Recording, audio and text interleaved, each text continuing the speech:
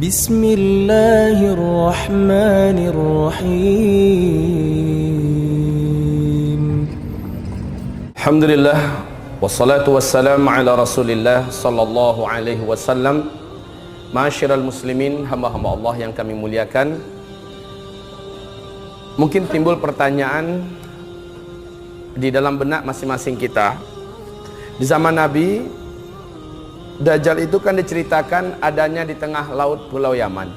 Kenapa nanti munculnya di kota Asfahan di Iran? Perlu diingat, para sahabat bertanya kepada Rasulullah sallallahu alaihi wasallam. Jadi dalam perjalanan kehidupan Nabi dengan para sahabat sampai Nabi meninggal, perkembangan posisi Dajjal itu ternyata berpindah-pindah. Persis tawanan yang paling berbahaya, tawanan negara yang paling berbahaya, atau tawanan internasional, maka supaya tawanan ini tidak mudah terdeteksi keberadaannya, agar penjahat-penjahat tidak berusaha membebaskannya, ibaratnya begitu ya. Lalu tawanan ini pasti dipindahkan, betul tidak? Dari satu penjara ke penjara yang lain. Coba dengarkan nanti hadis-hadis Nabi bercerita tentang keberadaan Dajjal. Ternyata Dajjal ini dipindahkan. Tiap sebentar dipindahkan oleh Allah, ya. Dalam sekian ratus tahun dipindahkan ke satu tempat, sekian ratus tahun kemudian dipindahkan lagi ke tempat lain, sehingga Nabi berkata nanti Dajjal akan muncul di daerah Anu. Selama beberapa saat Nabi berkata, oh tidak, dia bukan di situ munculnya, tapi di Anu. Terakhir Nabi mengatakan Dajjal kemunculannya adalah di Asfahan. Ini yang pertama. Yang kedua, tadi saya baru menyebutkan 4 atau 5 calon pengikut Dajjal, yang kalau Dajjal datang mereka pasti akan menjadi pengikutnya. Pertama, seluruh Yahudi di muka bumi. Kedua, seluruh setan dan jin kafir di muka bumi. Yang ketiga, seluruh para pencinta seks menyimpang, ya kan? Kemudian yang keempat, kaum muslimin yang ahli maksiat, ya. Kemudian yang kelima, kaum wanita, kan begitu?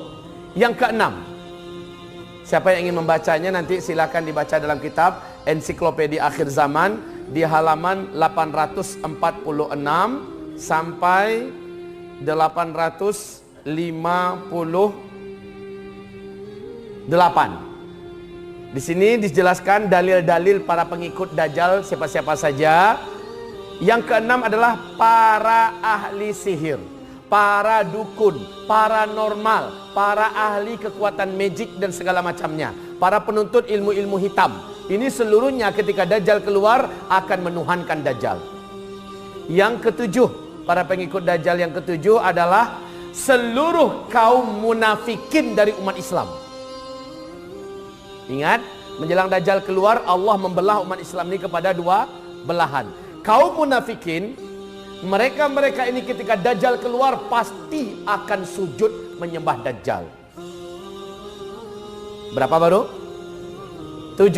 Yang kedelapan adalah para ahli bid'ah dari umat Nabi, yang bid'ahnya bid'ah aqadiyah, bukan bid'ah amaliyah.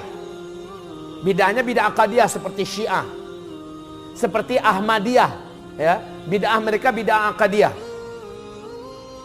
Ini seluruhnya akan menjadi para pengikut Dajjal. Yang ke-8 atau ke-9? Enggak penting nomor. Yang ke-9, para pengikut Dajjal adalah seluruh kaum Khawarij di muka bumi ini. Khawarij adalah orang yang mudah mengkafirkan orang lain dari ahlul qiblah, dari umat Nabi Muhammad SAW.